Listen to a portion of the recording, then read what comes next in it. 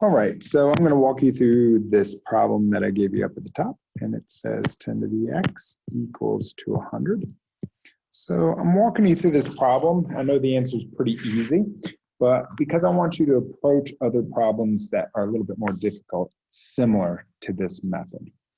So the first thing that I do in this case is I say, well, 10 to the x equals to 100.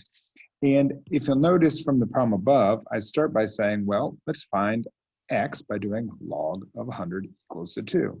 Well, we know that that's how we write from previous, that's how we write all these problems. So I'm going to say, well, x equals to log of 100.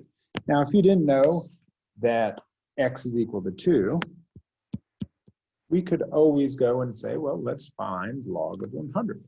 So I come in here, I say log of 100, and it gives me the value of 2. Well, what that really means is simply 10 to the x equals 10 squared. So if we go back and write it as that statement. So 10 to the x equals 10 squared, because 10 squared is simply 100. And the really important part is that the bases are the same. These guys are now the same.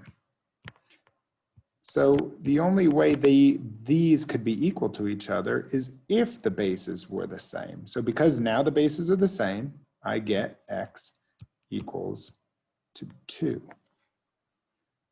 I want you to follow that process for the next couple of problems so we can start making sense of more difficult solving later on.